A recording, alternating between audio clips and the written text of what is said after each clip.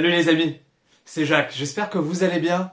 Aujourd'hui on se retrouve dans ma toute nouvelle vidéo sur comment perdre du poids durablement. Avant de vous parler de la perte de poids, j'aimerais revenir sur les méthodes miracles. Alors tout ce qui est perte de poids avec des machines, que ce soit avec des cachets ou carrément avec des crèmes, ça ne fonctionne pas. Concrètement, ne perdez pas votre argent dans ces produits-là. Et mettez plutôt votre argent dans une bonne alimentation et achetez des bons aliments. Alors pour perdre du poids, je suis sûr que vous savez tous comment il faut faire. Une bonne alimentation et du sport. Pour l'alimentation, il faut que vos repas soient composés de tous les macronutriments, c'est-à-dire protéines, glucides, lipides et légumes. Je vous mettrai une liste de courses pour les différents macronutriments que je vous ai cités. Et je vous mettrai en lien différentes vidéos que j'ai effectuées sur les différents macronutriments. Comme ça, vous pourrez faire vos courses.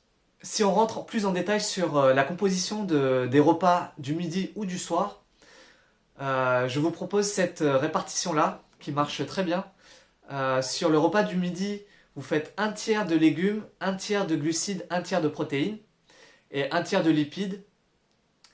Et pour le soir, vous faites la même chose.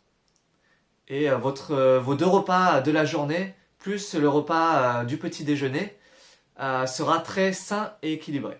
Mon troisième conseil, buvez assez d'eau, 1,5 litre à 2 litres par jour. Ça peut être aussi du thé, du café, mais avec modération bien sûr. 2 minimum par jour ou voire maximum bien sûr. Mon quatrième conseil, gérez votre niveau de stress car le stress peut engendrer une prise de poids. Plus vous serez détendu, moins vous prendrez du poids, c'est évident. Du coup faites du yoga, de la méditation, du sport en général pour vous détendre. Mon cinquième conseil, le sommeil. Alors le sommeil c'est super important, il faut dormir environ 7 à 8 heures minimum de sommeil par jour. Car si on ne dort pas assez, il est possible que l'on prenne un peu de poids également. Du coup dormez assez pour bien récupérer. Mon sixième conseil, mangez lentement, il faut environ 20 minutes pour que le cerveau ait des signaux de satiété. Mon septième conseil, ne faites pas de fixette sur la balance.